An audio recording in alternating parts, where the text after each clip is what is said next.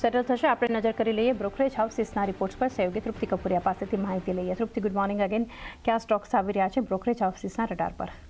આજે હું શરૂઆત ટાટા સ્ટીલથી કરીશ. તો ખાસ કરીને પ્રણામ બાદ જેફરીસનો એક આપણને પોઝિટિવ રિપોર્ટ આપણી સમક્ષ આવતો જોવા મળ્યો છે. તેમને બાય રેટિંગ્સ આપ્યા છે. ટાર્ગેટ તેમને ₹2,000 પ્રતિ શેર કર્યા છે. તેમનું માનવું છે કે Q1માં કંપનીના એબિટા જે તે વાર્ષિક ધોરણે 11% વધ્યા છે. અનુમાન કરતાં 4% આપણને ઉપર એબિટાસના નંબર્સ જોવા મળ્યા છે.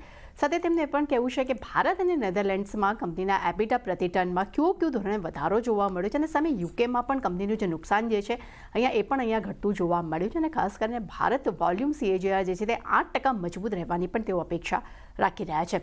ત્યારબાદ નજર કરશું ગોદરેજ પ્રોપર્ટીઝ પર. પરિણામ બાદ મિશ્ર રિપોર્ટ્સ અહીંયા આપણી સમક્ષ આવતા જોવા મળે છે. જેફરીસે બાય રેટિંગ આપ્યા છે, પરંતુ ટાર્ગેટ તેમને ઘટાડીને ₹3,000 પ્રતિ શેર કર્યા છે. તેમનું માનવું છે કે મોટા પાયે 18% વાર્ષિક ધોરણે પ્રી સેલ્સમાં ઘટાડાની સાથે અપેક્ષા મુજબ જે છે તે ગ્રોથ અહીંયા ધીમાની શરૂઆત અહીંયા જોવા મળી રહી છે.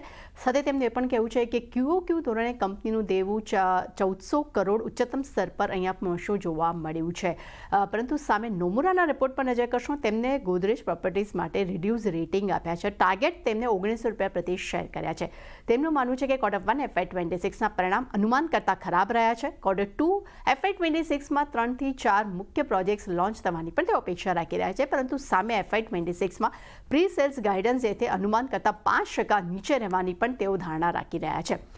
ખાસ કરીને મોર્ગન સ્ટેનલીના રિપોર્ટ પર નજર કરશું. તેમને ગોદરેજ પ્રોપર્ટીઝ માટે ઇક્વલ વેટ રેટિંગ આપ્યા છે. ટાર્ગેટ તેમને ₹2,400 પ્રતિ શેર કર્યા છે. તેમનું માનવું છે કે Q1 FY26માં પ્રી સેલ્સ જે છે તે લાઇન રહ્યા છે. મજબૂત પાઇપલાઇન પણ જોવા મળી રહી છે. પરંતુ સામે 27,000 કરોડની અનસોલ્ડ ઇન્વેન્ટરી પણ અહીંયા જોવા મળી રહી છે. ખાસ કરીને ગોદરેજ પ્રોપર્ટીઝ માટે અનસોલ્ડ જે ઇન્વેન્ટરી જે વધી છે એ ખાસ કરીને એક નેગેટિવ અહીંયા ઇમ્પેક્ટ આપણને જોવા મળી શકે છે.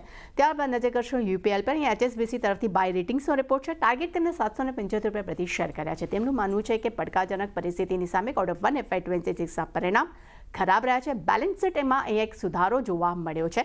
કોટક તરફથી રિપોર્ટ જોશું. તેમને UPL માટે વેચવાલીની સલાહ આપી છે. ટાર્ગેટ ₹520 પ્રતિ શેર કર્યા છે. તેમનું માનવું છે કે પ્રાઇસમાં વધારો અને ખર્ચ ઘટવાને કારણે કરીને ગ્રોસ માર્જિન અહીંયા કંપનીના પોઝિટિવ રહ્યા છે. સામે FY26ના એબિટા જે છે તે અનુમાન કરતાં 12% ઉપર જોવા મળ્યા છે. એટલે મિશ્ર રિપોર્ટ આપણને UPL માટે પણ અહીંયા જોવા મળી રહ્યો છે. અને છેલ્લે નજર કરશું અદાની એન્ટરપ્રાઇઝિસ પર. જેફરીસ તરફથી બાય રેટિંગનો રિપોર્ટ છે. ટાર્ગેટ તેમને ₹3,000 પ્રતિ શેર કર્યા છે. તેમનું માનવું છે કે Q1માં કંપનીના એબિટા અનુમાન કરતાં નીચે રહ્યા છે. નફો 50% અહીંયા ઘટ્યો છે. સામે એરપોર્ટ અને કોપર રોડ્સ પ્રોજેક્ટ્સમાં પણ ખર્ચને કારણે કરીને કંપનીનું દેવું વધ્યું છે. પરંતુ સામે ન્યૂ એનર્જીસ અને એરપોર્ટના એબિટા જે છે તે અહીંયા મજબૂત જોવા મળી રહ્યા છે. સાથે તેમને પણ કહેવું છે કે રોકાણકારો માટે લોંગ ટર્મ કેપેક્સ અને એબિટાને તેઓ હાલમાં ટ્રેક કરી રહ્યા છે. આ કારણસર અહીંયા તેમને બાય રેટિંગ્સ આપ્યા છે. એટલે ચાની ડેફિનેટલી ઘણા બધા બ્રોકરેજ રિપોર્ટ છે, પરંતુ ખાસ કરીને ટાટા સ્ટીલ, અદાની એન્ટરપ્રાઇઝિસ જેવા કાઉન્ટર્સ અને ગોદરેજ પ્રોપર્ટીઝ ખાસ ફોકસમાં રહેશે. જી, તો બધા સ્ટોક્સ